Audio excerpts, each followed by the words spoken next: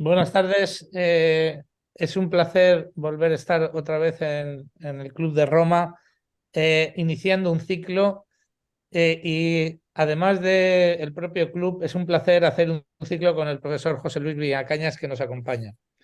Este ciclo que iniciamos, que le hemos llamado Gnomos de la Tierra, es un ciclo que continúa el anterior, el que realizamos entre el 21 de abril del 2021 y el 10 de mayo de 2022, que se denominó Nueva Ilustración.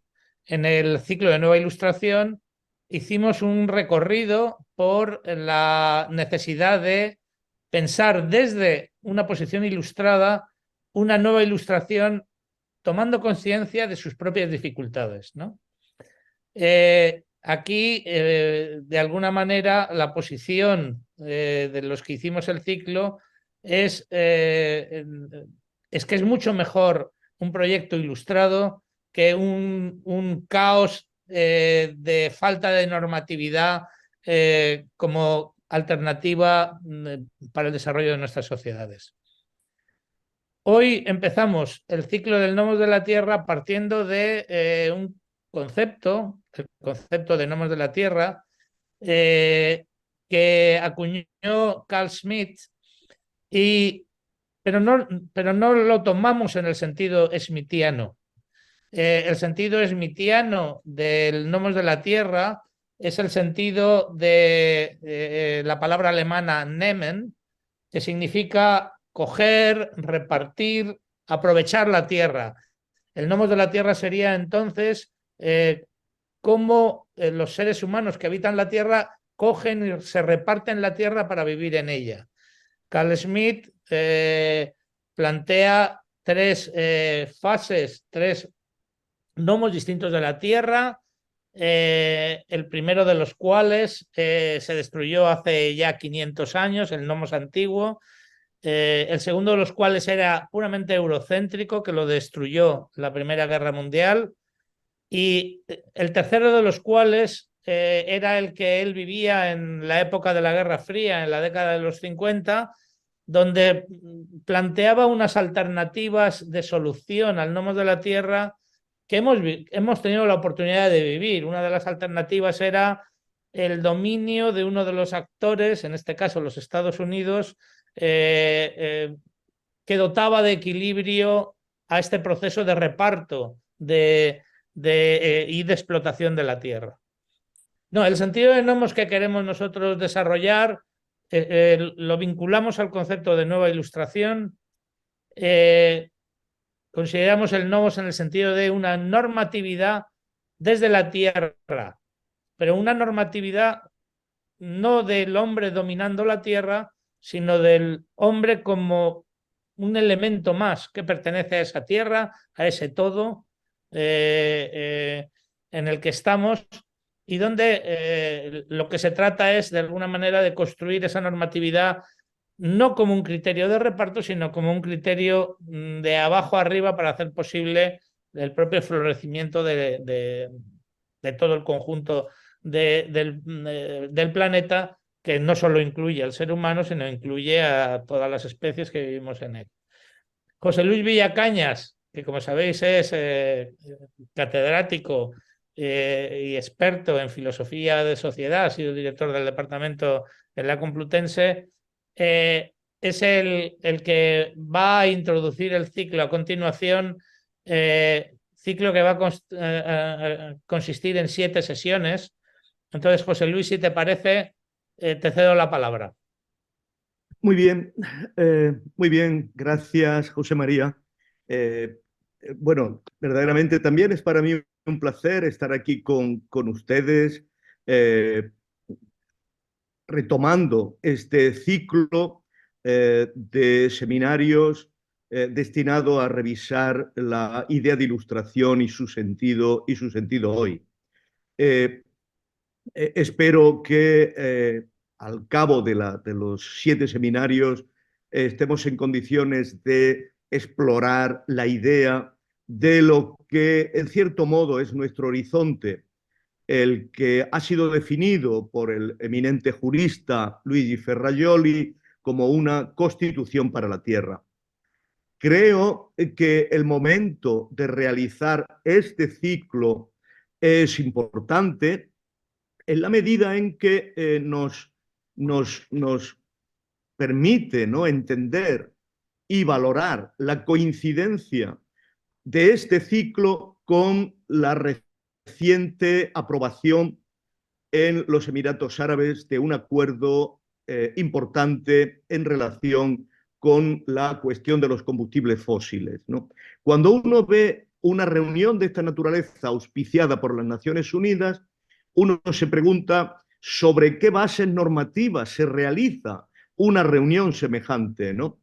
Una reunión en la que toman la palabra 170 países que ya por sí mismos testimonian que para ponerse de acuerdo y reunirse tienen que disponer de un horizonte normativo. En este sentido va nuestro seminario, que, como ha dicho muy bien José María, reinicia, recupera el ciclo dedicado a la nueva ilustración que vimos el año pasado, y lo hacemos bajo el título del Nomos de la Tierra, como él ha explicado, ¿no? Ahora, debemos ser conscientes que el conjunto de preguntas y problemas que abordamos con estos dos descriptores, nueva ilustración, Nomos de la Tierra, es de una magnitud extrema. Y en esta primera sesión solo puedo evocar y aludir a esa relevancia y fijarme en algunas cuestiones más centrales. ¿Por qué una nueva ilustración? ¿Qué había de malo en la vieja? ¿Y qué hay de verdad en los movimientos anti-ilustrados? ¿O qué significa el Nomos de la Tierra? ¿Por qué el Nomos de la Tierra puede significar o implicar una nueva ilustración? ¿Las dificultades de la vieja ilustración pueden superarse realmente por su canalización a través del Nomos de la Tierra? ¿Cuáles son los resortes que pueden activar este camino hacia una nueva ilustración? ¿Y cuál debería ser el resultado previsto? ¿Sería el núcleo de la nueva ilustración un Nomos de la Tierra que pudiera, en la línea de Ferrajoli, proponerse como un nuevo abordaje más elaborado y garantista de los derechos humanos, una nueva forma de vincular una moralidad básica de la humanidad con el derecho? Todas estas preguntas, como se pueden ver, son abismales, cada una a su manera.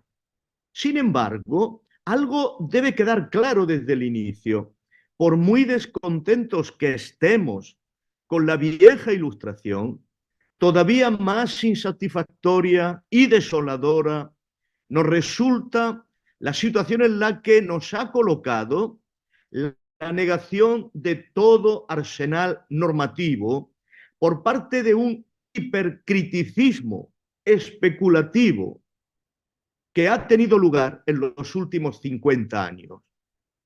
Tras esa forma filosófica de la crítica, que es de naturaleza indiscriminada y total, el estado de nuestras sociedades puede ser experimentado como una desorientación creciente. Eso no solo nos deja sin horizonte a nosotros, sino que también nos impide cooperar con los demás pueblos de la tierra en la definición de un nomos, de una norma posible de validez universal para todos.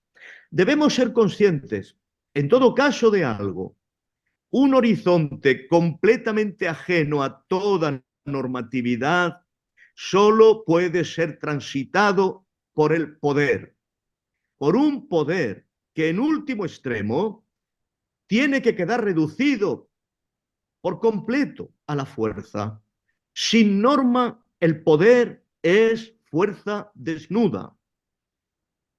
La dualidad, la decisión es o normatividad, por mínima que sea, o fuerza desnuda y potencialmente arbitraria.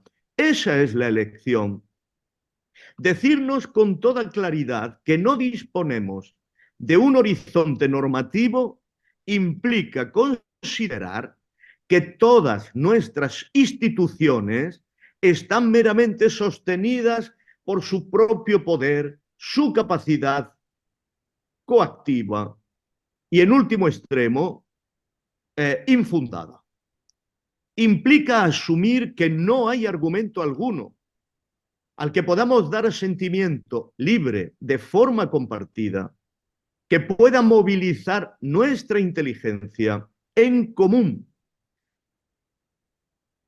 una adhesión a la que podamos vincularnos colectivamente o por la que podamos combatir de forma solidaria. Implica despojarnos ciertamente de nuestra dimensión de libertad, en tanto que pueda estar apoyada en la inteligencia y pueda ser compartida. Implica reducir el campo de lo social a un combate de todos contra todos, sin estructuras cooperativas y según el poder que cada uno tenga. Pues la cooperación, fundamento de cualquier delegación e interacción social, requiere normatividad. La carencia de norma reduciría la libertad a arbitrio y este a un acto de fuerza. Necesitamos un horizonte normativo y ese es el horizonte que buscamos en una nueva ilustración. Mi segundo punto, después de demostrar la necesidad de un horizonte normativo, es ver por qué, cuál es la razón básica de que la vieja ilustración no nos lo dé. Porque el objetivo de esta serie de intervenciones es asumir el legado de la ilustración vieja en la medida en que ésta salió a la búsqueda de una normatividad que resultaba vinculada a la idea de la condición libre, racional y social del ser humano. Eso nos vincula todavía. Pero sobre la forma de la vieja ilustración debemos ejercer la crítica. Sin embargo, se trata de ejercer una crítica reflexiva, concreta, que no sea una crítica especulativa, abstracta, una crítica histórica, que no sea una crítica total. Mediante esta reflexión, esperamos depurar la ilustración, la experiencia ilustrada, de sus propias ilusiones y de sus ingenuidades, de sus irresponsabilidades e inconsciencias, de sus pretensiones excesivas y de sus presupuestos básicos asumidos. Si hacemos este trabajo, deberíamos estar en condiciones de facilitar el programa de un Nomos de la Tierra que pueda ofrecer un horizonte normativo al presente. Y ello ha de implicar alguna forma de replantear la cuestión de los derechos humanos como enclave que vincule fuertemente ciencia, moral, derecho, política en un horizonte vital de emancipación, de tal manera que pueda recibir nuevas energías, la exigencia democrática propia de todo ser libre, de disminuir tanto como sea posible la dominación de otros hombres, de otros seres humanos sobre él mismo. Como es lógico, preguntarnos cómo podría suceder tal cosa no es sino ejercer el derecho que tenemos a manifestar nuestra posición inicialmente escéptica. El escepticismo es un elemento decisivo de toda vida inteligente, porque es la manera de plantearnos preguntas importantes y de tener cautelas necesarias. Porque en realidad, y este es el punto problemático de la vieja Ilustración, ni siquiera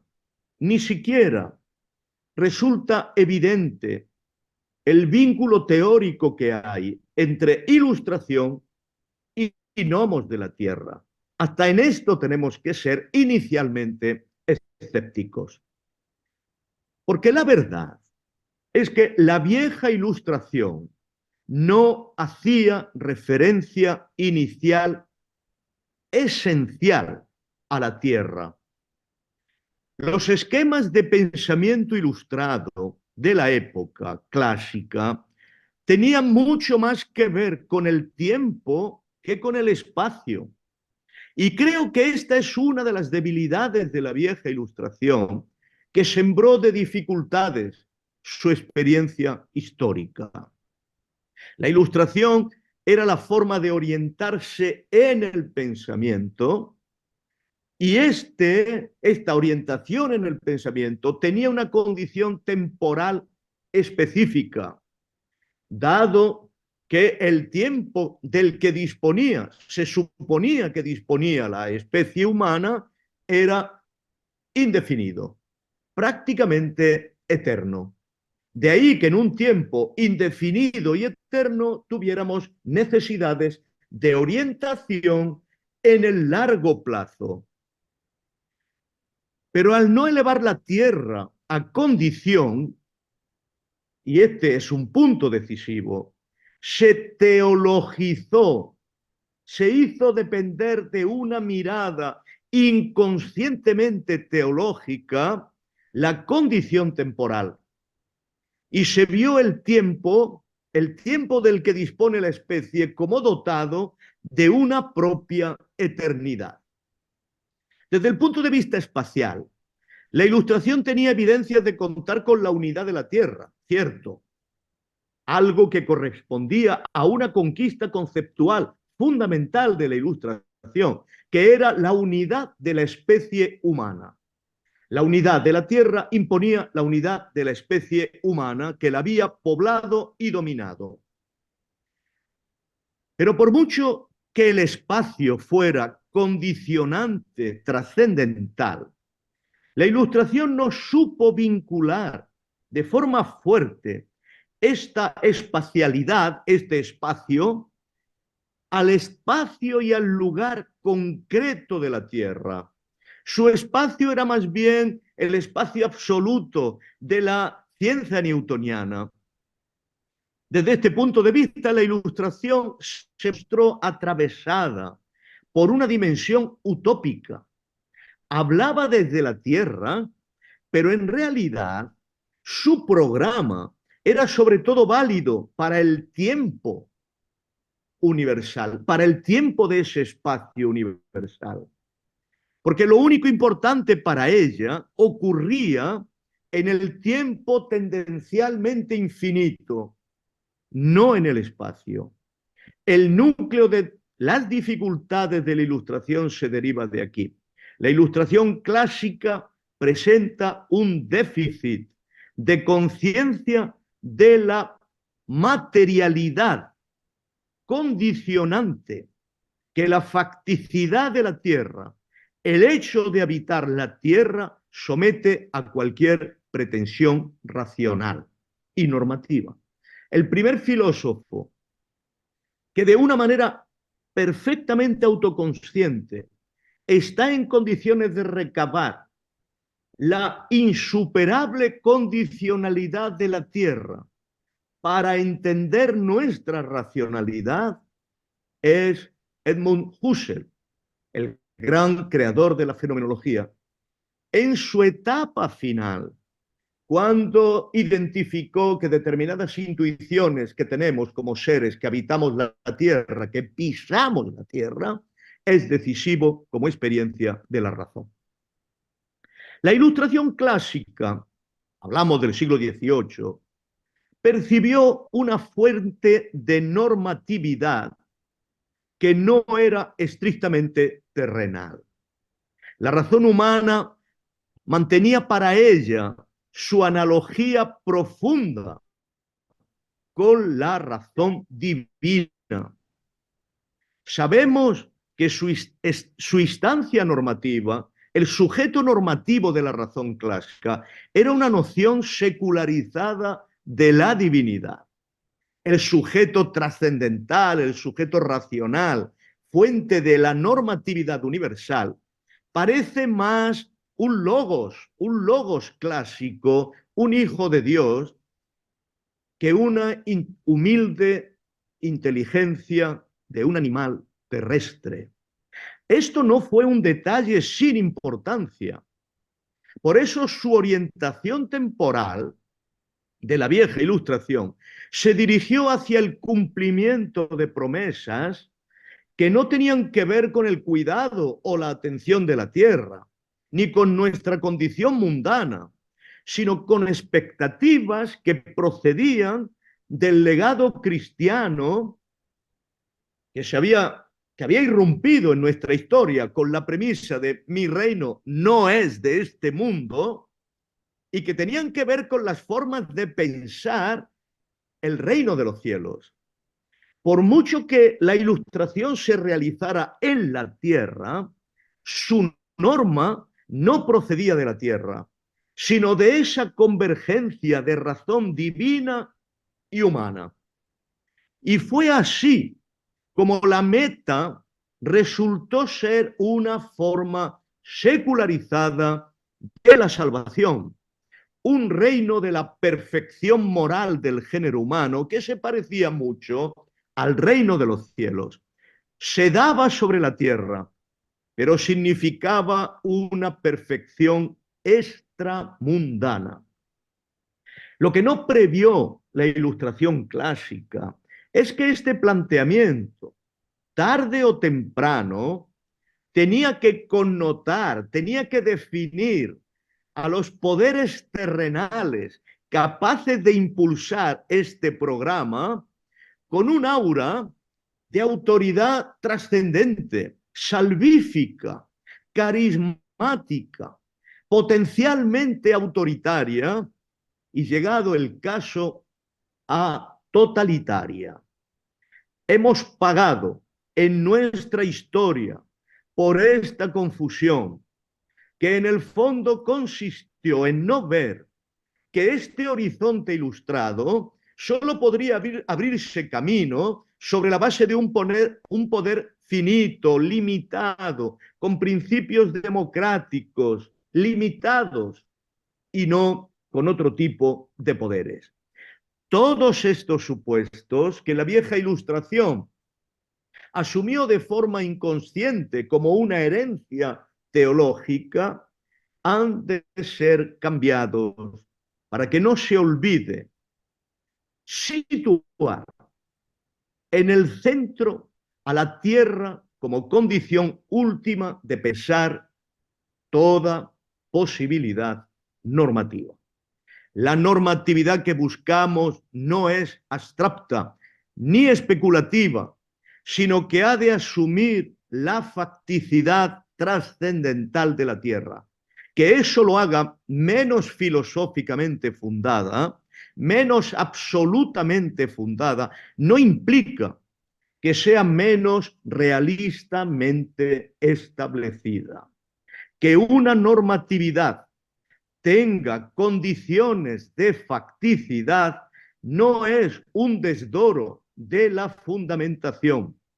Lo es si pretende una fundamentación absoluta, como la que buscó la Ilustración clásica.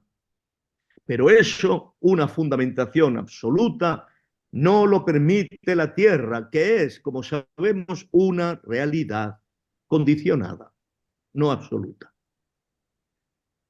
Entramos en el tercer punto que quiero abordar para mostrar que este nomos de la tierra no puede ser el que definió Smith.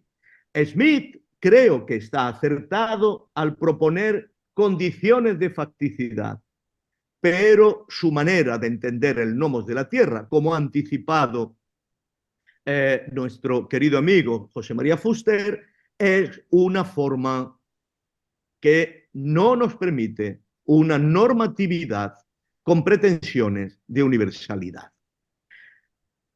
Por lo tanto, debemos asumir esta crítica a la vieja ilustración que en el fondo realiza Smith.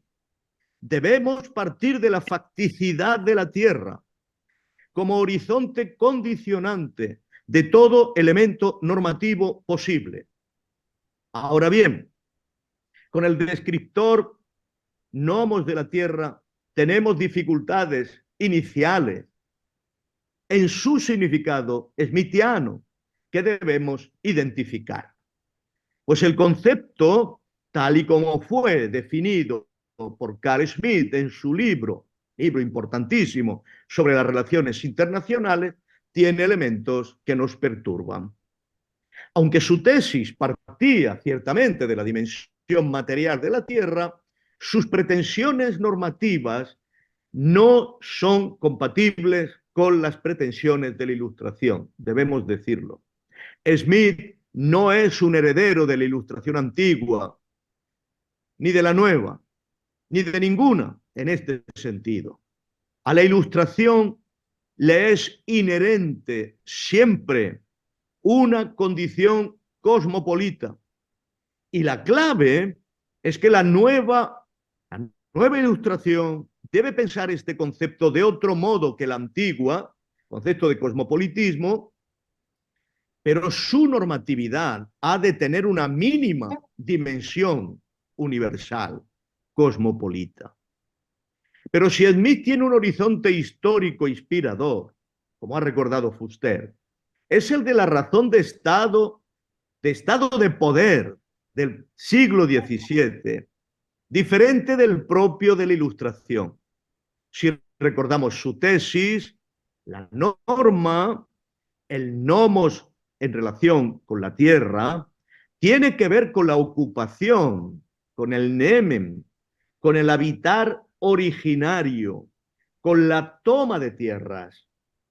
Su fundamentación, la fundamentación de esta toma de tierra no puede ser una racionalidad universal, sino el relato de esa misma ocupación, de la donación o de la conquista de una parte de la tierra. En suma, la fundamentación es un relato mítico que no hace sino establecer la facticidad de un poder. Sin embargo, esto ni siquiera me parece lo más relevante.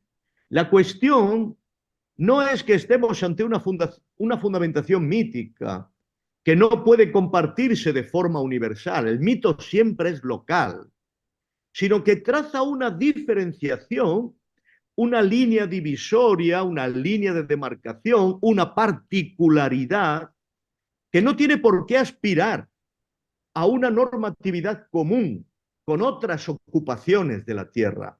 Este es el problema. Todo nomos, para Smith, se centra en un mito del origen de un poder de ocupación. Este carácter mítico y fáctico al que se puede confrontar cualquier otro mito y cualquier otro relato fáctico de ocupación no puede ser trascendido en su horizonte categorial, de tal manera que genere una forma de relación de los poderes de la tierra, una forma sometida a norma. El nomos de la tierra de Smith describía la pluralidad de esas ocupaciones con pretensiones de exclusividad y debía fundar un pluriversum, una pluralidad política que rechazaba la posibilidad de organizar la tierra como un único dominio. El nomos repartía la tierra, pero no la pensaba como una instancia única, unitaria. El nomos fragmentaba la tierra, la rompía, pero no podía unirla. No definía una instancia que mirara la tierra en su unidad, sino que se reducía a mostrar la forma específica de habitar la tierra de algún grupo humano En particular, la normatividad que se desprendía de esos relatos tenía validez meramente cultural para un nosotros. Ese nosotros no podía ser todos. Al proponer el nomos como una constitución de la tierra que la fragmenta culturalmente y que al mismo tiempo tiene como fundamento un relato mítico, Smith estaba rechazando una normatividad general válida para la tierra en su totalidad. El derecho para él es local. No hay derechos universales. Eso, los derechos universales le parecían a Smith desarraigados, nihilistas, pero pensar la tierra como unidad no es desarraigar el derecho, sino enraizarlo. Hasta allá donde esas bases culturales pudieran valer, hasta allá donde ese relato mítico de ocupación pudiera extenderse, hasta allí se extendería un espacio de valores que tendría una relevancia normativa parcial para un grupo humano, intraducible a otro. Cada uno de esos espacios para Smith podría definir a lo sumo un único espacio político, no normado, dotado de una cierta unidad de acción y de valor, e incluso más allá de las naciones-estado. Pero las posibilidades de que esos grandes espacios aceptaran una normatividad última y común es nula para él, porque no hay un mito común cultural de ocupación general de la tierra. De este modo, inevitablemente, Smith pensaba en el carácter ineradicable, originario del conflicto, como lo único que unía a los diferentes espacios, a los grandes espacios producidos por el gnomo de la tierra. Y es verdad que Smith no es un pensador del imperio, no es un pensador de la unidad, es un pensador de la pluralidad. Pero no basta con eso. Su noción del gnomo de la tierra es muy limitada y no se puede reconciliar con la Ilustración porque no lleva a ningún horizonte de derechos humanos universales. Ajenos a una norma común, sus grandes espacios no disponen de un derecho compartido, solo disponen de una relación política, esto es, de la capacidad de inspirarse miedo existencial los unos a los otros y la posibilidad, por tanto, de declararse unos a otros enemigos. Eso sucede cuando uno de ellos tiene formas de poder desmedidas, pero como no existe norma para que los poderes sean limitados o equilibrados o busquen efectivamente la medida, es inevitable que preventivamente todos se teman entre sí. De ahí que lo mejor que podía pasar entre ellos era que trazaran, cada uno de ellos, trazaran líneas de soledad, líneas de no injerencia, de no intervención, líneas de demarcación, líneas de cierre. La única regulación posible sería la disminución de los contactos, bajo el supuesto de que de este modo se reducirían las posibilidades de conflictividad, de amenaza y las oportunidades, por lo tanto, de llegar a una declaración de hostilidad, de amigo y enemigo y de guerra. Como vemos, este horizonte no genera una nueva Ilustración, ni siquiera genera un jus publicum mundial. Es muy curioso que Smith sea un defensor del jus publicum europeo, pero que se niegue a considerar y a explorar la posibilidad de identificar un jus publicum mundial. Y de esto es lo que tiene que ir el nuevo Nomos de la Tierra y la nueva Ilustración. Y este será mi punto cuarto. Porque es evidente que el planteamiento de Smith está anclado en el pasado. La unidad de la Tierra y la unidad de la especie nos muestran que esas líneas de no injerencia, esas líneas de demarcación, son inviables como programa. En realidad, cunde la sospecha, al menos es mi sospecha, de que esta de las líneas de demarcación era una doctrina oportunista, insincera por parte de Smith, que su única aspiración era tener las manos libres para operar en Europa. La idea de este seminario es preguntarnos si, haciendo pie en el pensamiento de la Tierra, podemos reconstruir alguna normatividad universal que constituya un nomos de la Tierra en un sentido compatible con las expectativas universalistas de la Ilustración y que por tanto sea capaz de pensar la unidad de la Tierra, no sus partes por separado. El problema es si podemos pensar esta unidad no en abstracto, desde una razón soberana, teológica, sino desde la facticidad, que es verdad que el propio Smith puso de manifiesto como condición. Los poderes tienen fundamentos míticos, cada uno de ellos, pero todavía pueden reflexionar todos juntos, de tal manera que puedan ser reconducidos a norma. Para ello, desde luego, la condición fundamental, inexorable, es que la Tierra debe dejar de ser pensada como el lugar que el hombre toma, ocupa, conquista, que se distribuye en ocupaciones. La Tierra debe desvincularse del nomos en el sentido del nehmen alemán, del tomar posesión, de la apropiación, de la ocupación. Ese resto de superioridad antropológica es todavía un resto mítico o un resto teológico. Y aunque dotado de valor cultural, el mito de lo autóctono, del pueblo que ha crecido enraizado en la tierra, o de la ocupación, el pueblo que toma ocupación de un terreno, depende de un relato mitológico en el que el ser humano se contrapone de forma protagonista a la tierra, como si recibiera un don, un regalo, una propiedad, una promesa, desde una personalidad trascendente o desde un destino.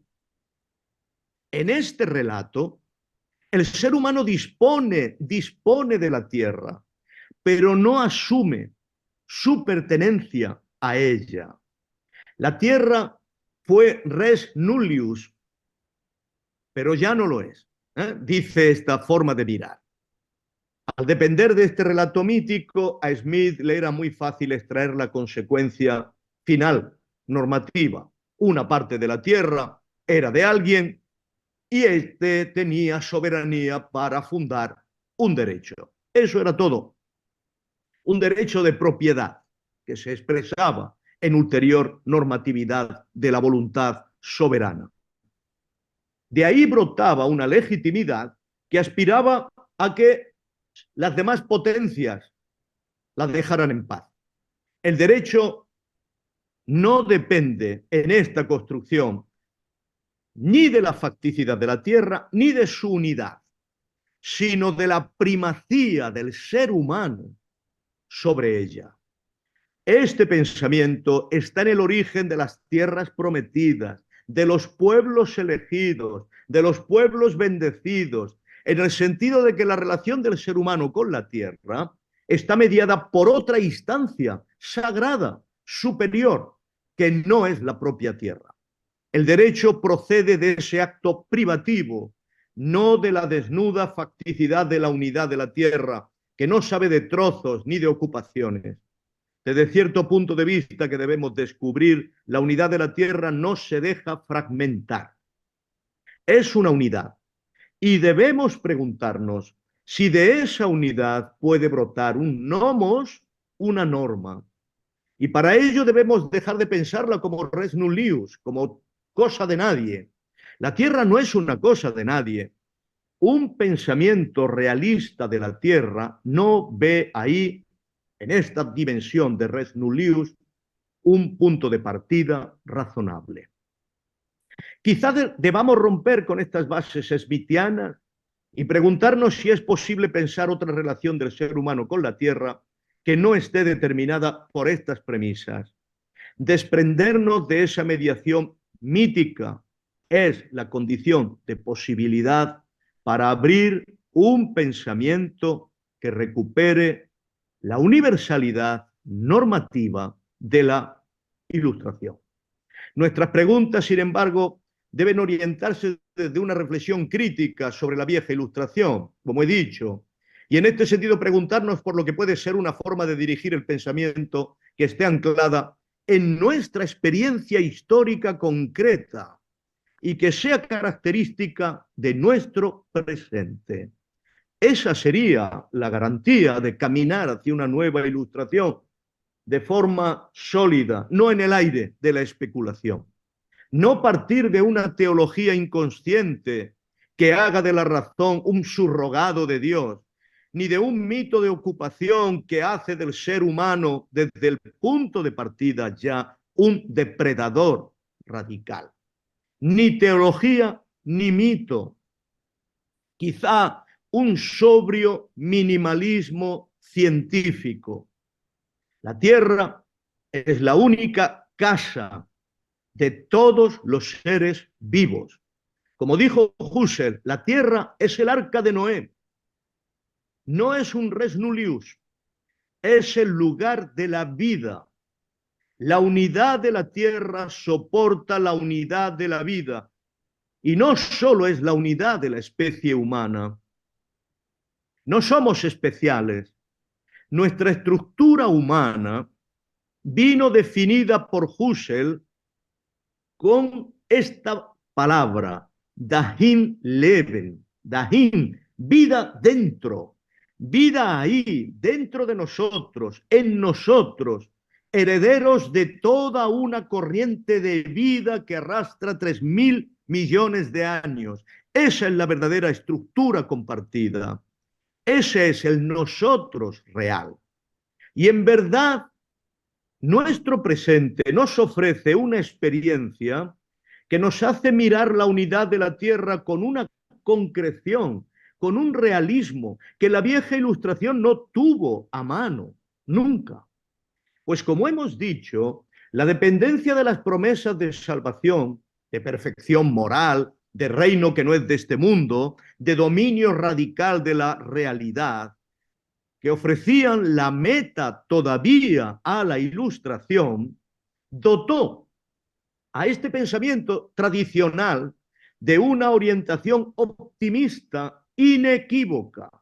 Ahí, en su dependencia de la teología, tiene la vieja Ilustración su dimensión optimista, recogiendo las evidencias de un progreso que había sido ante todo un progreso de disciplina social, luego un progreso de ciencia capaz de iluminar el mundo, luego de técnica capaz de aumentar permanentemente la vida económica. Recogiendo esa experiencia, la Ilustración proyectó también un progreso moral que, consciente de su dificultad, tuvo que mediar por el progreso jurídico y político para el que se disponía de un tiempo indefinido. Como ese tiempo indefinido estaba dominado por ansiedades y lejanías que anhelaban de manera muy firme la perfección final prometida, se buscó su aceleración. Ya no fue solo progreso, sino progreso acelerado para llegar a esa meta utópica lo antes posible. El proceso de progreso paulatino se transformó en proceso acelerado, pero la transformación en proceso acelerado es siempre la transformación a través de procesos revolucionarios. La aceleración es la revolución. Así, La Ilustración definió formas de poder ingente, concentrado, que entendió adecuadas para realizar revolucionariamente esas promesas de perfección, basadas en las promesas de la teología. Dado que su esquema fue siempre providencial, con un final feliz asegurado, porque eso es lo que garantiza la teología, un final feliz asegurado desde Dante, atravesamos el infierno y el purgatorio, pero llegamos al cielo, el optimismo reside ahí. Ese final feliz asegurado no permitió pensar en los imprevistos, en los desvíos, en las consecuencias no deseadas, en los sobrevenidos, en las contingencias, ni desde luego en los descarríos de ese poder revolucionariamente total, sin capacidad de identificar sus propios abusos. Para la Ilustración clásica, tanto en su fase progresista como en su fase revolucionaria, ya fuera la revolución de izquierdas, ya fuera la revolución de derechas, el final del tiempo esperaba con el cumplimiento de las promesas de emancipación y de la humanidad liberada. Era como si la Ilustración hubiera heredado las certezas de un providencialismo que se daba por descontado. Su imaginario no era la tierra, sino cualquiera de los subrogados utópicos del cielo. El optimismo de la vieja Ilustración tiene ahí su fundamento teológico. Nuestra experiencia ha descubierto que los poderes que debían aproximarnos a esa meta de liberación de forma acelerada, para cumplir aquellas promesas, albergaban potencialidades peligrosas que nos ha traído a la presente situación. Ahora no se trata de cumplir en la tierra las promesas de la religión. No se trata de hacer de la tierra el cielo en la tierra, sino de escapar a la experiencia verdaderamente amenazante de un final temporal para la especie humana. La humanidad ha descubierto que no tiene tiempo indefinido. Y no solo no tiene tiempo indefinido para realizar un progreso moral permanente y eterno, sino que además no solo tiene tiempo finito, sino que además no tiene ninguna garantía de que ese final acabe bien. El horizonte temporal se ha transformado por completo. La experiencia temporal de la Ilustración clásica, cuyo optimismo se basaba en la disposición de un tiempo infinito, se ha acabado. Este pensamiento escapa a todo lo que pueda pensar la religión y el mito y nos sitúa ante nuestra experiencia real. Y la pregunta de una nueva Ilustración es esta: este horizonte temporal propio de nuestra experiencia, de un tiempo finito y con una probabilidad de catástrofe, puede ser la premisa de una nueva forma de pensar la Tierra y de identificar una norma que esté implicada en la supervivencia de la vida. Puede ser el vínculo fuerte tierra-vida, que pensamos con el nombre de Gea, y la necesidad de asegurarlo. ¿Puede ser esto la premisa fáctica y experiencial de una nueva norma, de un nuevo nomos de la Tierra? Y si no usamos esta premisa fáctica, ¿sobre qué punto de palanca alternativo y dotado de igual firmeza podemos identificar una normatividad con pretensiones de universalidad? Y esta síntesis de tierra y vida puede ser percibida por igual en todos los lugares y producir enunciaciones convergentes desde el punto de vista de los diferentes sujetos de enunciación. ¿Quién debe contribuir a configurar estos puntos de vista? ¿Puede ser entregado este nuevo nomos de la tierra a una reflexión abstracta o a una conversación plural que escuche a los actores y sus problemas dentro de esta síntesis inseparable de vida y tierra? ¿Y podrá converger esta conversación en una definición de los derechos que lleve a una constitución de la tierra? Queridas amigas, queridos amigos, estas son las preguntas centrales de nuestro seminario. Muchas gracias. Muchas gracias, José Luis, por la excelente presentación. Voy a empezar, mientras se anima la gente a hacer preguntas, más preguntas, voy a empezar con una pregunta muy sencilla, que es, se puede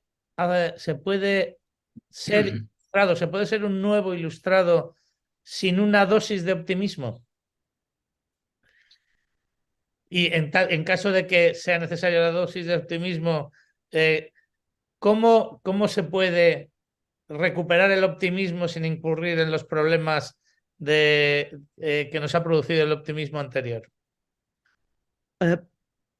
Sí, esta es una pregunta muy importante. Es una pregunta muy importante que en cierto modo está vinculada, está relacionada con lo que hemos dicho anteriormente acerca del escepticismo. El escepticismo es un punto de partida problemático, es un punto de partida atravesado por la duda, pero el propio telos, la propia aspiración que hay en el escepticismo es el esfuerzo de salir de ese estado de indecisión, de duda, de confusión, ¿no? Lo mismo sucede con la cuestión del pesimismo y del optimismo. No hay manera de identificar una posición como pesimista sin que se generen energías de superación de esa específica situación. Por eso, el buen sentido común siempre se deja llevar por una máxima que a mi modo de ver es una máxima insuperable para nuestro tiempo, que es la máxima de pesimismo de la inteligencia, optimismo de la voluntad. El pesimismo es una condición de la inteligencia, no es una condición de la voluntad. El pesimismo tiene una función antropológica en el ser humano, que es la de disponer lo que podemos llamar una compensación epimeteica. Y es una necesaria compensación antropológica porque lo normal, lo innato en nosotros, como diría nuestro Baltasar Gracián, es vivir en la ilusión de la voluntad. Lo normal en nosotros es vivir en el error innato de que la voluntad puede con todo, de que la voluntad puede efectivamente superar todos los obstáculos. Esto da lugar a lo que podemos llamar las estructuras prometeicas, ¿no? Que se vuelcan en el voluntarismo y en la realización. El pesimismo es una disposición antropológica compensatoria de esta y muestra que efectivamente la voluntad debe ser limitada, controlada en su específica disposición al optimismo. Por lo tanto, el pesimismo de la inteligencia no hace sino someter a reflexión, por de ahí su dimensión epimeteica, de epimeteo, la inclinación de la voluntad a la ilusión y al optimismo. Esto está íntimamente relacionado, ¿no?, con una antropología que para nosotros los occidentales es muy querida, ¿no? La caída destruyó nuestra voluntad, destruyó el orden de nuestra voluntad, pero no destruyó el orden de nuestra inteligencia. la cuestión decisiva es que destruir el orden de la voluntad reside en que nuestra voluntad puede ser completamente errática, desordenada, justamente porque no conoce las dificultades de la realidad. El pesimismo es necesario como elemento de la inteligencia para dictarle a la voluntad el permanente obstáculo que la realidad le propone, porque nosotros no estamos diseñados para adaptarnos providencialmente a la realidad. Tenemos que estar en condiciones de vivir superando obstáculos permanentes que la realidad nos ofrece. Y en este caso, la clave pesimista es una herramienta fundamental de la inteligencia para estar en condiciones de iluminar la propia aspiración optimista de la voluntad. Sin las dos cosas a la vez, no hay adecuada ilustración. Y esto significa, José María, que me parece que es importante, que la ilustración nueva tiene que ser una ilustración histórica, no especulativa. Una ilustración histórica significa que viene iluminada por el conocimiento pesimista de los obstáculos que la inteligencia descubre que se oponen a la realización de sus ideales. En tanto que ilustración histórica mantiene clara la norma de la voluntad, pero al mismo tiempo identifica la realidad a través de la inteligencia para superar obstáculos concretos de naturaleza real e histórica. Esta nueva ilustración, en este sentido, en la medida en que viene armada de esas dos cosas, es una ilustración que me gustaría llamar ilustración responsable. Muchas gracias. Otra pregunta importante, creo, es si la nueva ilustración debe incorporar necesariamente una dimensión digital.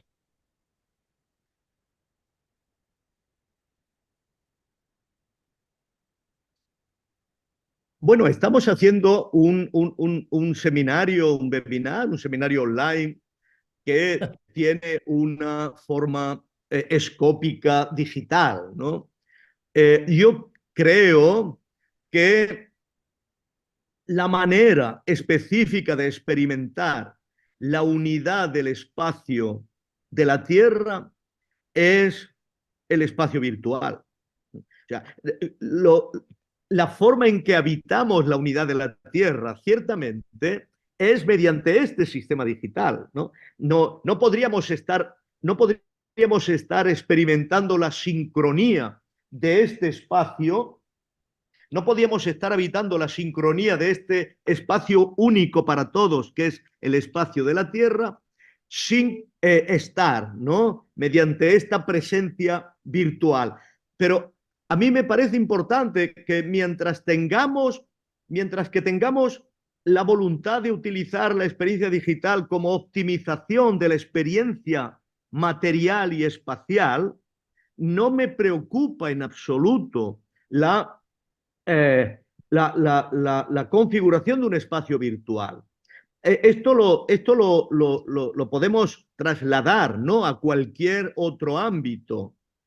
Mientras que tengamos las formas cooperativas materiales enraizadas en los cuerpos, las formas virtuales serán compensatorias de ciertas limitaciones de nuestra estructura antropológica, psíquica y física, corporal e intelectual.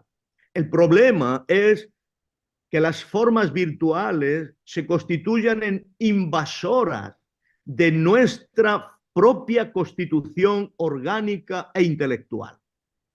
Y esto es lo que puede someternos a ciertos peligros. Por ejemplo, que la inteligencia artificial invada e inunde completamente nuestra propia inteligencia, que la consideremos de forma averroísta como el entendimiento agente universal respecto del cual nosotros ya podemos ser sencillamente el intelecto pasivo o paciente. y que nos dejemos ocupar nuestra inteligencia por lo ya conseguido. Pero evidentemente la inteligencia artificial no es sino la unidad virtual de la inteligencia mundial hasta hoy. Ya, pero no será, pero si nos dejamos guiar y si nos dejamos invadir por ella, solo estaremos utilizando bienes intelectuales del pasado, no estaremos utilizando los bienes intelectuales que se están realizando ahora y lo que es más importante, no estaremos en condiciones de realizarlo nosotros.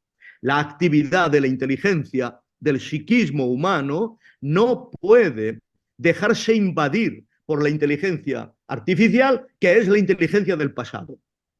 En este sentido, de la misma manera, la realidad material de nuestros cuerpos no puede dejarse invadir por la realidad virtual de nuestras relaciones online. Muchas gracias, José Luis. Rogelio Mainar hace una pregunta que viene al caso, a tu última intervención, que es, pero pensando en positivo, ¿no puede la inteligencia artificial contribuir a construir ese nuevo nomos de la Tierra? De alguna manera no se puede orientar esa inteligencia artificial a direccionar las energías hacia una nueva ilustración.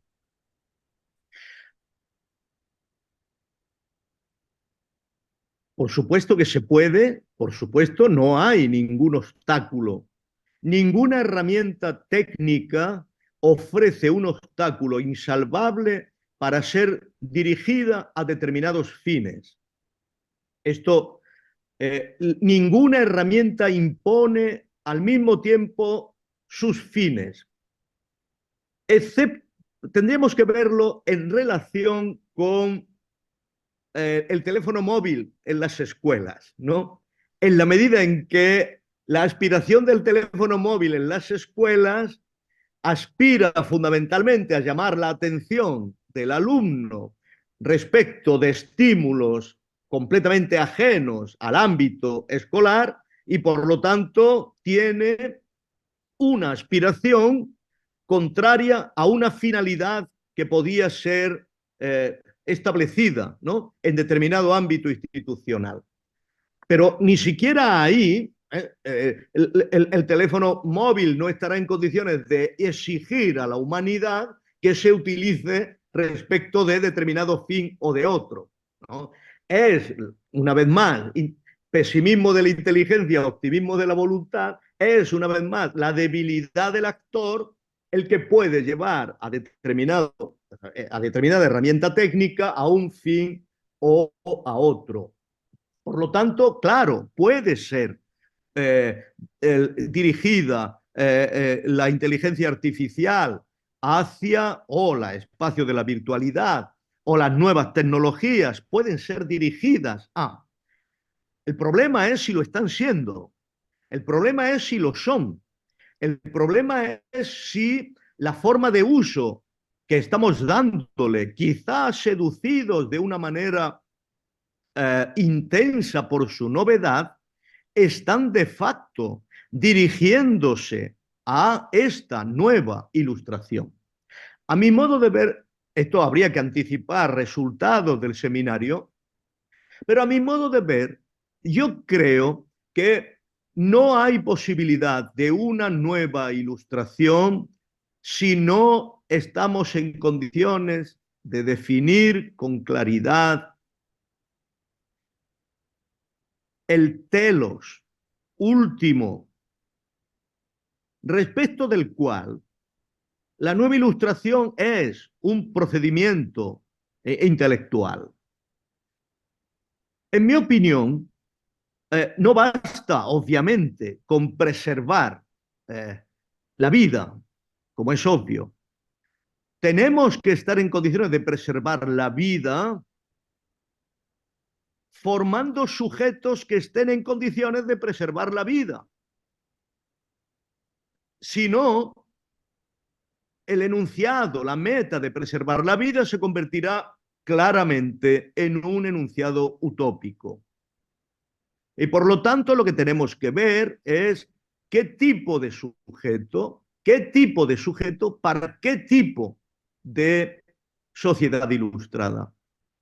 Yo no creo que, y esto me parece que es uno de los vínculos más fuertes con la vieja ilustración, yo no creo que la construcción de cualquier tipo de subjetividad humana sea compatible con lo que podríamos definir como el derecho fundamental humano, que es garantizar la dimensión generativa de la vida. Esto es, garantizar la vida es garantizar su propia generatividad. Y garantizar su propia generatividad es garantizar su manera de estabilizarse en el tiempo. No creo que se pueda garantizar esa generatividad de la vida como derecho básico y fundamental, manteniendo pura y simplemente que esto se logra manteniendo la existencia de seres humanos. Se logra manteniendo la existencia de seres humanos dotados de una, lo que los alemanes llaman una Bildung, una formación capaz de reconocer, de aceptar y de luchar por ese derecho. Por ese derecho que es racional en la medida en que es la condición de posibilidad de su propia existencia, como es obvio, pero que sin embargo tiene que tener la capacidad de ser coherente con aquello que fácticamente lo constituye. Desgraciadamente, estamos configurando muchísimos sujetos que, por supuesto, son tales fácticamente porque se han aprovechado de la generatividad de la vida, pero están en condiciones de vivir de tal manera que están en condiciones de ponerla en peligro. Eh, garantizar la generatividad de la vida consiste en garantizar sujetos que no se vean viviendo como los últimos hombres. Esta es la cuestión. Y tenemos que preguntarnos si efectivamente nuestras técnicas algorítmicas y nuestras técnicas virtuales, nuestras técnicas de inteligencia artificial, están contribuyendo a configurar sujetos que dejen de verse como los últimos hombres. Porque esto es respetar la generatividad de la vida. Muchas gracias, José Luis. Aquí una pregunta entonces es, ¿no necesita la nueva ilustración nuevas formas de acción política que superen la dinámica smithiana amigo y enemigo? Por supuesto, esa es una condición fundamental, completamente fundamental, de cualquier forma de vida ilustrada.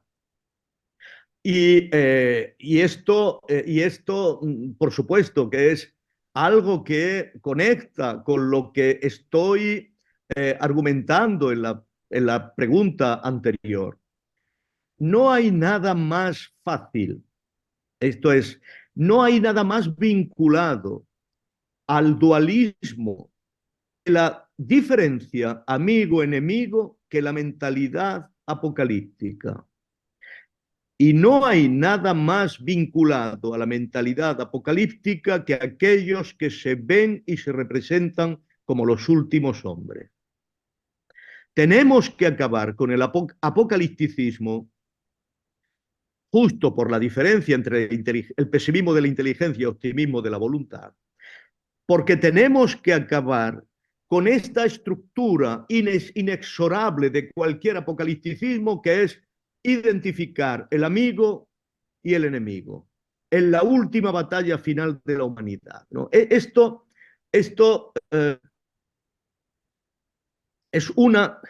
Es, esta es la contracara. Este punto me parece que es importante. Yo no he hecho referencia en la exposición, pero esta es la contracara del optimismo teológico que ha subyacido permanentemente a la vieja ilustración. Porque ese optimismo nos decía, efectivamente tenemos un tiempo indefinido y podemos, pero al final todo acaba bien. Pero la teología, el supuesto básico de la teología es que acabar bien es siempre acabar bajo una forma apocalíptica. Hay que recordar hasta qué punto mi reino no es de este mundo, pero la forma en que conectamos mi reino con el más allá es siempre el Apocalipsis.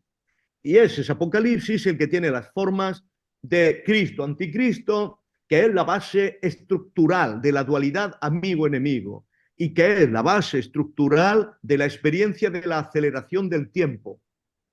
Por lo tanto, no es un azar que quien haya definido smitianamente la estructura de la política como forma de diferencia radical, amigo-enemigo, haya llamado a esta forma de entender la política teología política. Tenemos que acabar con la teología política, como tenemos que acabar con la influencia de la teología sobre la forma de representación de la ilustración. Por supuesto, esto en modo alguno tiene que considerarse un enunciado antirreligioso. No tiene nada que ver con esto. La religión es una forma de vida existencial, la teología es una forma de pensamiento. Yo estoy llamando la atención acerca de la influencia danina por inconsciente, a veces consciente, como en el caso de Smith, de la teología con la forma de pensamiento social y político. A esto llamo la atención. No llamo la atención hacia las formas de organización de la existencia personal, porque en cierto modo tampoco ignoro que la estructura de eso que llamo Bildung tiene también, obviamente, orígenes religiosos, pero con una diferencia, que la Bildung es algo que realiza el sujeto en su autonomía y que no proyecta como estructura de poder social o político. Y por lo tanto es uno de los elementos que podemos llamar beneficiosos de la influencia o de la secularización de las formas de la vida religiosa en la Bildung, porque es la clave de la constitución de la libertad, de la autonomía, de la capacidad que tiene el ser humano de forjar su propio destino, que al no ser proyectado como forma de poder o como forma de construcción de la sociedad, no tiene ningún tipo, no solo no tiene ningún tipo de finalidad autoritaria o potencialmente totalitaria, sino que ofrece la base adecuada al sujeto responsable que es capaz de pensar la vida en términos democráticos. Por lo tanto, ciertamente mi respuesta después de todo este largo excursus es que sí, tenemos que desprendernos de esta forma de representar la política, porque debemos decirlo claro, no es democrática, no permite pensar la forma en que el ser humano construye un universo democrático. Muchas gracias, José Luis. José Luis Tejedor Lázaro enlaza con una pregunta con las religiones.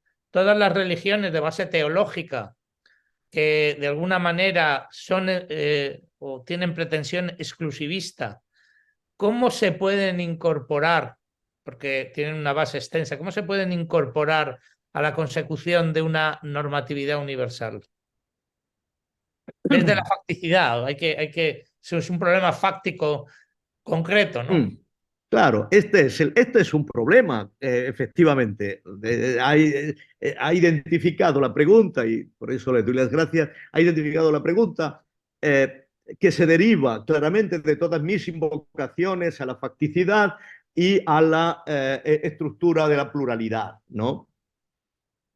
Y yo creo, este es un problema muy difícil, ciertamente, y yo creo que deberíamos aquí de nuevo invocar, invocar la cuestión del ámbito específico, del ámbito autónomo, de la esfera de acción específicamente religiosa.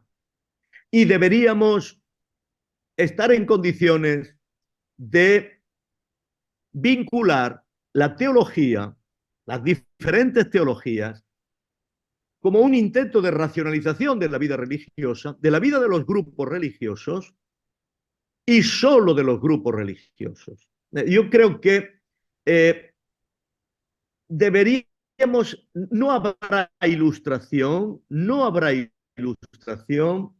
si determinados fenómenos específicamente mundanos se siguen tratando desde esquemas de pensamiento específicamente teológicos. No habrá nueva ilustración si para decidir lo que es el derecho de un pueblo o de otro nos dedicamos a la exaltación de la hermenéutica bíblica. Son esferas de acción diferentes. Y no creo que pueda existir una nueva ilustración sin el reconocimiento de la lógica específica de cada una de las esferas de acción social. Si yo proyecto la esfera de acción religiosa sobre la acción estética, probablemente tenga que quemar todo el arte que se produce en la actualidad. Si yo proyecto la esfera de acción religiosa sobre la ciencia, probablemente tenga que declarar incompetentes, inválidos, blasfemos y heréticos todos los científicos de la humanidad. Tenemos que estar en condiciones de identificar lógicas existenciales, dotadas de su propia autonomía, dotadas de su propia legitimidad, dotadas de su propio derecho, pero que han de estar en condiciones de reconocer la lógica de otras esferas que no pueden ser invadidas por las anteriores. Este destilado analítico es fundamental en nuestra experiencia histórica y es fundamental para entender que justo por eso lo único que nos puede unir, lo que nos puede realmente unir, es este otro ámbito de pensamiento de la tierra y de la vida, puesto que cualquier religión, sea la que sea, tiene que tener la vida como condicionalidad. Esto, por supuesto, nos llevaría a un argumento enormemente largo y complejo, pero yo lo resumiría con esta cuestión. La posibilidad de un nomos de la tierra sobre la base de una pluralidad religiosa pasa por el reconocimiento de la legitimidad de la pluralidad religiosa, pasa por el reconocimiento de su autonomía, pasa por el reconocimiento, creo que contrario a la ilustración clásica, de el reconocimiento de la legitimidad del hecho religioso, pasa por desprendernos de la voluntad de eliminar el hecho religioso, pero pasa por reconocerle su autonomía clara, existencial, y controlar su capacidad de invadir otras esferas. Y, por supuesto, de manera muy clara, la forma del poder central. Atención con esto. Yo no digo que las comunidades religiosas tengan que ser completamente impotentes. Digo que las comunidades religiosas tienen que renunciar a definir desde ellas las estructuras concentradas de poder. Deben funcionar como poder social, como cualquier otra cosa funciona como poder social, con estrategias, con tácticas, con desplazamientos, con relaciones de todo tipo, pero deben dejar de proyectar cualquier aspiración para dotar de las instancias centrales del poder de un carisma trascendente específico. Esto es, deben renunciar a la formación de teologías políticas. Muchas gracias, José Luis. Carmen Cayuela da las gracias por la exposición. Plantea su sensación de que la probabilidad de una catástrofe no esperada está creciendo y que no hay tiempo, parece que no hay tiempo para reaccionar y que se está... Carmen dice que hay una percepción de que se está implementando normativa sin participación.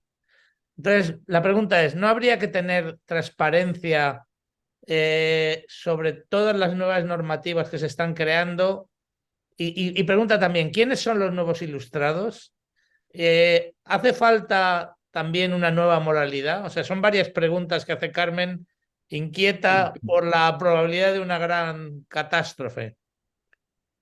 Como he dicho, una nueva ilustración en este sentido tiene que estar en conciencia de reconocer, esto estoy anticipando muchas cosas, de reconocer las diferentes esferas de acción social y debe identificar en la configuración de este nomos de la Tierra lo que podemos llamar una estructura moral universalista, ¿no? De lo que estamos hablando cuando hablamos de derechos humanos es de una síntesis indisoluble de moralidad y derecho. Y justamente porque la estructura de la moralidad es universal, esto es, piensa la condición humana, de ahí se deben derivar obligaciones y derechos que igualmente deben garantizar la condición humana. Desde este punto de vista, yo no creo que se requiera una nueva moralidad en la medida en que todas las religiones, todas, siempre han considerado la posibilidad de un espacio que está más allá de las normas de la propia religión y que tienen que ver con la manera de tratar a seres humanos que se reconocen como tales, ¿no? Eh, en este sentido, yo creo que se trata más bien que de una nueva moralidad, se trata de refinar las estructuras de la argumentación moral de la que cualquier inteligencia humana dispone. Esto creo que es importante, puesto que las estructuras de moralidad dependen no de la voluntad, sino que dependen ciertamente de la capacidad de la inteligencia humana por comprender que en la medida en que somos inteligentes, determinados fines no se pueden imponer a otro ser humano sin que su propia inteligencia los acepte como propios, ¿no? Este respeto es, a mi modo de ver, decisivo para entender la base última de la moralidad. No por tanto una nueva moralidad, sino sencillamente estar en condiciones de generar voluntades que permitan reconocer este tipo de argumentos estrictamente intelectuales propios al alcance de cualquiera. Ahora, la problemática de la temporalidad es de otra índole, puesto que la moralidad depende de nuestra comprensión y de nuestra inteligencia, posiblemente también de nuestra sensibilidad, aunque no siempre, pero la temporalidad no depende ni de nuestra inteligencia ni de nuestra voluntad, dependen de que se cumplan determinadas condiciones de facticidad. Y en la medida en que sabemos ciertamente que esas condiciones de facticidad no están en nuestra mano, puesto que nosotros somos resultados de ellas, no los creadores de ellas, en esa misma medida vivimos, creo que esa es una condición existencial de la nueva ilustración, vivimos una situación de riesgo y de ansiedad. No podemos evitarlo. El único problema aquí, me parece, vuelvo a la cuestión de la generatividad. Eh, la vida se concede tiempo en la medida en que se genera a sí mismo, ¿no? Tiempo, desde el punto de vista vital, no es nada diferente de la capacidad que tiene la vida de regenerarse. Por lo tanto, creo que respecto de nuestras ansiedades al respecto, deberíamos estar en condiciones de, minimalismo científico aquí es operativo, de garantizar las condiciones de generatividad de la vida. Y esto como única apuesta. Aquí no tenemos alternativa. No estamos en condiciones de decir, inventemos, hagamos una intervención para inventar condiciones de lo que pueda ser una supervivencia de la vida. No estamos en condiciones de decir, vayamos a generar las condiciones de generatividad de la vida en Marte o en Júpiter o en otro exoplaneta a 10.000 millones de años luz. Lo único razonable es, si sabemos cuáles son las condiciones de generatividad de la vida, estemos en condiciones de mantenerlas, recrearlas, protegerlas, etcétera, etcétera. Todo lo demás es, por supuesto, eh, acelerar la pérdida de condiciones de posibilidad del mantenimiento del tiempo. Pero aquí no nos queda otra opción. Como podríamos decir aquello de hagamos esto y esperemos, porque en el fondo debemos recordar lo que decía Kant, que la estructura de la esperanza, esto es, la estructura de pensar que tenemos tiempo, no es algo que se nos dé gratuitamente. La pregunta de la esperanza es siempre, ¿qué nos está permitido esperar? La esperanza choca con muchas cosas. La esperanza puede ser una ilusión que choque con podemos, queremos, tenemos condiciones, tenemos capacidades, el devenir permite que realice la esperanza. Por lo tanto, la esperanza en abstracto no es productiva. Kantianamente debemos preguntar, ¿qué nos está permitido esperar? ¿Nos está permitido esperar tener más tiempo? Solo si efectivamente tenemos legitimidad para esperarlo. Y tener legitimidad para esperarlo es tener un curso de acción que efectivamente lo produzca. En este caso, tener un curso de acción que produzca tiempo es tener un curso de acción que produzca la nueva generatividad, que produzca generatividad de la vida, que la vida se pueda generar. Esto es, si hacemos eso, tenemos derecho a esperar. De otra manera, nuestra esperanza es pura y sencillamente una ilusión utópica. Gracias, José Luis. La última pregunta que abunda en tu última intervención es de Augusto Fenollar. Dice, fascinante proposición la de normativizar las relaciones entre el sistema que tiene sus propias leyes y nuestra especie. Entonces pregunta, ¿no será imprescindible el cambio de valores? Atención, cuidado, respeto, otredad universal, valores pragmáticos que sean realizables. Desde luego, completamente de acuerdo. Yo, por supuesto, solo he podido apuntarlo, pero a esto es a lo que me refiero cuando digo que tenemos que dejar de pensar nuestra relación con la Tierra en términos de Nemen, en términos de propietario, ocupante, elegido para, etcétera, etcétera. Tenemos que estar en condiciones de reconciliarnos con la condición de todo lo que somos.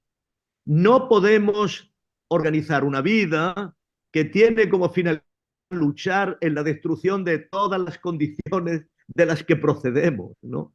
Y para entender, para respetar esas condiciones, tenemos que asumir que no somos sus soberanos, no somos sus creadores. Y por lo tanto, tenemos que estar en condiciones de generar todo ese tipo de dispositivos intelectuales, sentimentales, que en el fondo implican, ¿no?, la resignificación de muchos elementos de la vieja vida religiosa. Y por eso yo creo que no podemos eliminar la vida religiosa de un plumazo. Tenemos que estar en condiciones de resignificar todas las estructuras que determinaron las formas existenciales de la vida religiosa, porque es, en el fondo, una vida que asume su condición de finitud, asume que aquello de lo que depende no es solo el ser humano, impide una mirada de alteridad radical para todo lo existente, que por supuesto está muy lejos de la arrogancia de alguien que cree que ha sido elegido para disfrutar de una manera universal de todos los bienes. Muchas gracias. Con esto damos por finalizado. Doy la entrada a José Manuel Morán para que se despida.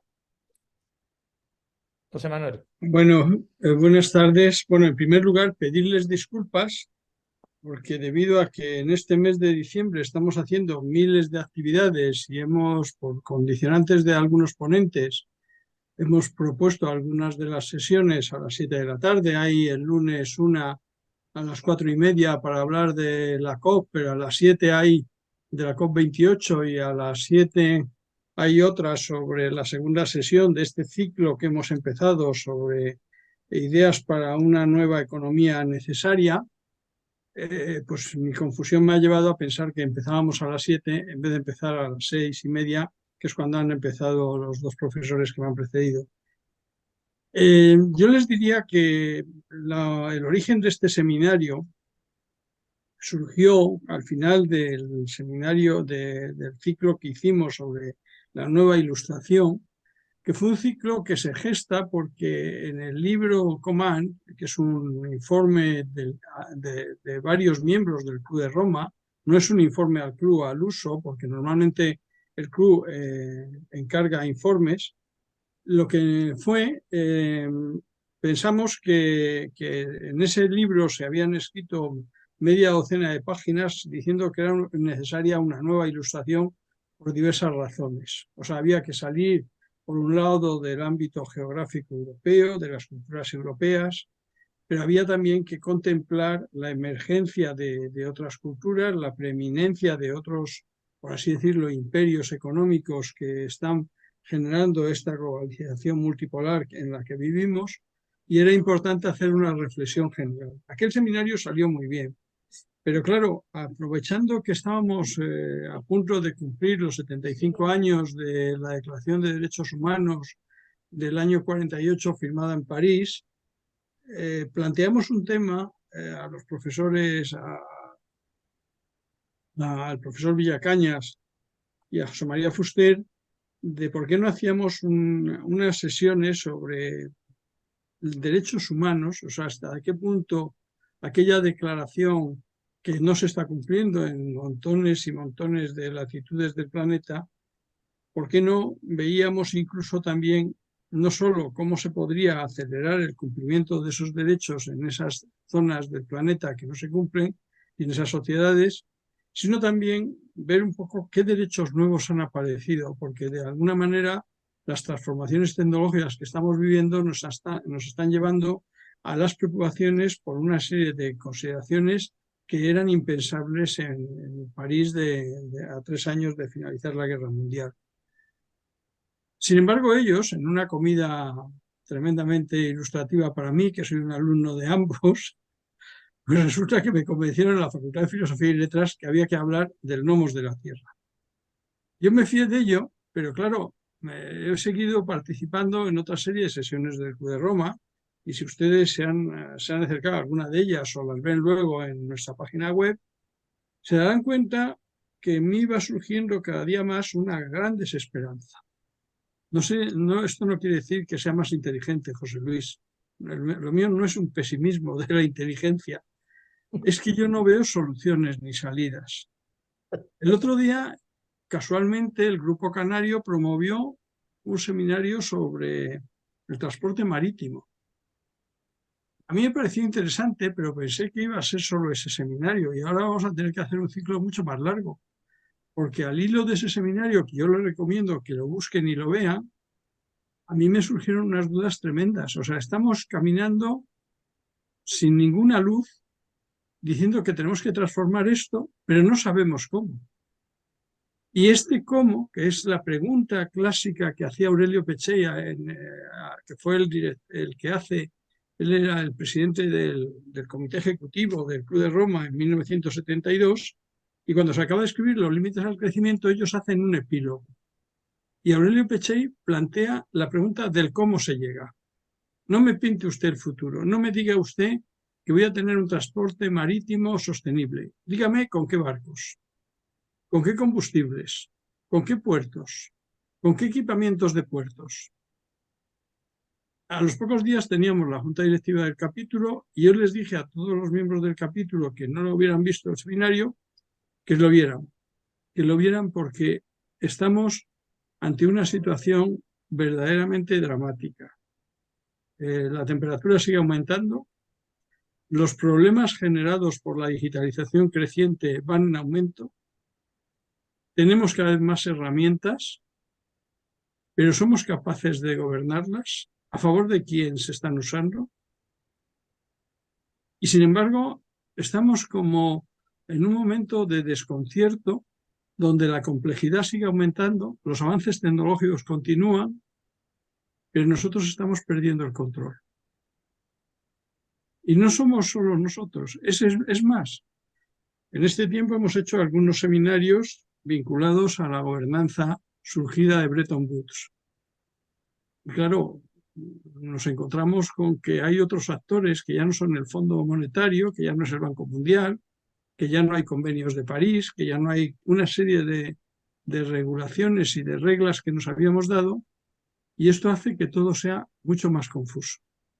Entonces pensamos este seminario como un anticipo de una reunión que yo estoy dándole vueltas y quiero planteárselo a la Junta Directiva, de que tendríamos que hacer un seminario, a lo mejor no público, sino entre una serie de profesores y de personas interesadas que estuvieran dispuestos a participar, a lo mejor en unas sesiones, si quieren, de enclaustrarnos unos días en algún sitio, para intentar trasladar la necesidad de visiones holísticas y de visiones que nos recuerden las múltiples interrelaciones que hay entre los distintos subsistemas de este sistema en el que vivimos y que no tenemos ninguna capacidad de gobernabilidad del mismo. O sea, el Club de Roma surge básicamente buscando que con nuestros debates y con nuestras preguntas se acrecentara el desarrollo humano y que ese desarrollo humano y la calidad de vida llegara a todos los pobladores del planeta.